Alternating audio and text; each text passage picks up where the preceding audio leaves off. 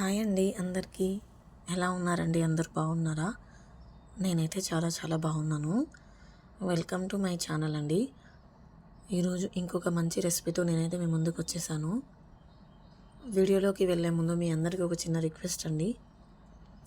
ఎవరైతే నా ఛానల్ని ఫస్ట్ టైం చూస్తున్నారో ప్లీజ్ సబ్స్క్రైబ్ మై ఛానల్ అండి.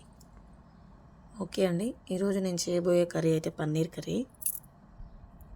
Actually paneer curry non veg ప్లేస్లో అయితే తింటూ ఉంటారు.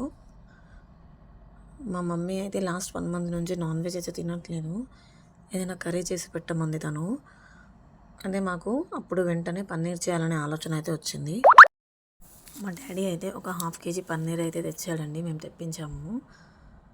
మా చెల్లి అయితే ఇక్కడ పన్నీర్ కర్రీ ప్రిపేర్ చేస్తుంది. నేనైతే బగారా రైస్ చేశాను. చెల్లి అయితే కర్రీ ప్రిపేర్ చేస్తుంది. ఇంతకుముందు ఒక 2 times అయితే వండామండి. సరిగా సెట్ అవ్వలేదు కర్రీ.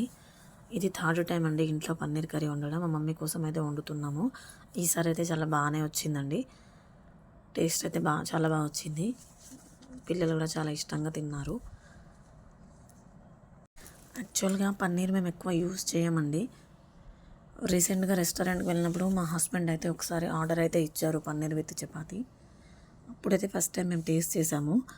అప్పటి నుంచి పన్నీర్ కర్రీ మాకు తెలుసు కాబట్టి ఇంట్లో అయితే చేయడం స్టార్ట్ చేసాము. పన్నీర్ కర్రీ చేసుకునే ప్రాసెస్ ఏంటంటే ఫస్ట్ పన్నీర్ని చిన్న చిన్న క్యూబ్స్గా కట్ చేసుకొని ఆయిల్లో ఫ్రై చేసుకోవాలండి. అందులో కొంచెం పసుపు, కారం, ఉప్పు కూడా యాడ్ చేసుకోవాలి. ఆ తర్వాత ఫ్రై చేసుకున్న పన్నీర్ క్యూబ్స్ తీసేసుకొని సేమ్ ప్యాన్లో ఘీ యాడ్ చేసుకోవాలి. ఘీలో కొంచెం ఆనియన్, టొమాటో, కాజు వేసుకొని బాగా ఫ్రై చేసుకోవాలి. అవి కొంచెం చల్లారాక దాన్ని మిక్సీలో మెత్తటి పేస్ట్ లాగా అయితే పట్టుకోవాలి. ఆ తర్వాత సేమ్ ప్యాన్లో మళ్ళీ ఆయిల్ వేసుకొని మనం గ్రైండ్ చేసుకున్న పేస్ట్ని ఆయిల్లో వేసి బాగా ఉడికించాలి. కొంచెం కారం కూడా యాడ్ చేసుకోవాలి. ఆ పేస్ట్లో కొద్దిగా వాటర్ పోసి ఒక 2-3 minutes బాగా మరిగించాలి ఆ పేస్ట్ని. ఇక్కడ చూడండి ఎలా అయితే ఉడుకుతుందో కర్రీ.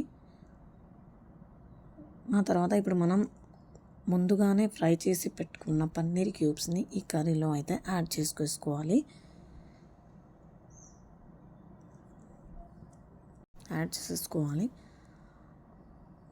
దీని టేస్ట్ అయితే చాలా చాలా బాగుంటుంది.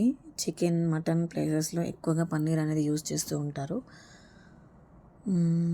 ఇంకా లాస్ట్కి గరం మసాలా, కసూరి మేథి, కొత్తిమీరతో గార్నిష్ చేసుకోవడమేనండి. కర్రీ అయితే చాలా చాలా చాలా బాగా వచ్చింది. మీరు కూడా తప్పకుండా ట్రై చేసుకుంటారని నేను అనుకుంటున్నాను. ఇంట్లో చిన్నవాళ్ళు, పెద్దవాళ్ళు ఎవరైనా కూడా హ్యాపీగా మంచిగా తింటారు ఈ కర్రీని.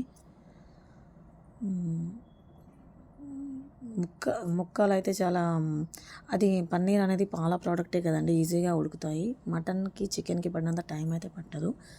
ఇక్కడ మా సిస్టర్ అయితే లాస్ట్కి కాజుని ఘీలో ఫ్రై చేసి లాస్ట్ గార్నిష్ అయితే చేస్తుంది బాగుంటుందని. అంతే అండి, కర్రీ అయితే రెడీ అయిపోయినట్టే. దీని కాంబినేషన్ బగారా రైస్ అయితే చేసుకున్నామని చెప్పాను కదా, చాలా బాగా అనిపించింది. బట్ దీని కాంబినేషన్ రైస్ కంటే చపాతీ అయితే చాలా చాలా బాగుంటుంది ఫ్రెండ్స్. Thank you.